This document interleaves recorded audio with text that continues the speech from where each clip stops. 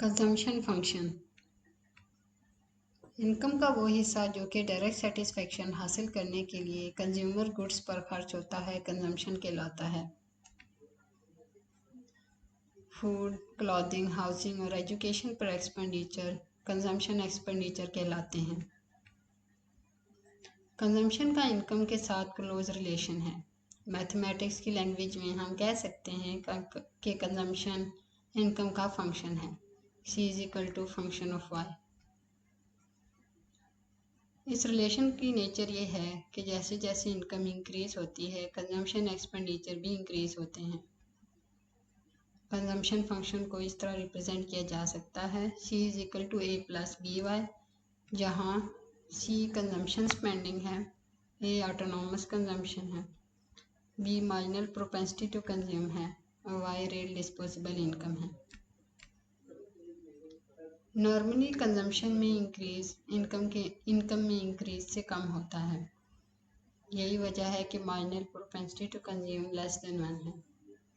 ये रिलेशन तमाम इंडिविजुअल और होल इकानमी के लिए ट्रू है। मिसाल के तौर पर लोग अपनी एडिशनल इनकम का 80% कंज्यूम करते हैं। मार्जिनल प्रोपेंसिटी टू कंज्यूम 0.8 होगी। इनिशियली जब इनकम ज़ीरो होती है तो कोई कंजम्पशन कुछ ना कुछ होती है। ये ऑटोनॉमस कंजम्पशन कहलाती है और ये बोरोइंग या पास सेविंग से की जाती है। ये टेबल शो कर रहा है जैसे जैसे इनकम इंक्रीज होती है कंजम्पशन भी इंक्रीज हो रही है। जब इनकम ज़ीरो है कंजम्पशन 20 रुपी है, ये ऑटोनॉमस कंजम्पशन है। जब इनकम 100 है तो कंजम्पशन भी 100 है। जब इनकम 200 रुपी है तो कंजम्पशन 180 रुपी है और सेविंग 20 रुपी है। जब इनकम 300 रुपी है तो कंजम्पशन 260 रुपी है और सेविंग 40 रुपी है।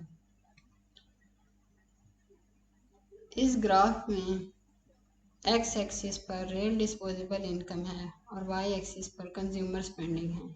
ये ग्राफ शो कर रहा है जैसे जैसे इनकम इंक्रीज हो रही है कंजम्पशन स्पेंडिंग भी इंक्रीज हो रही है।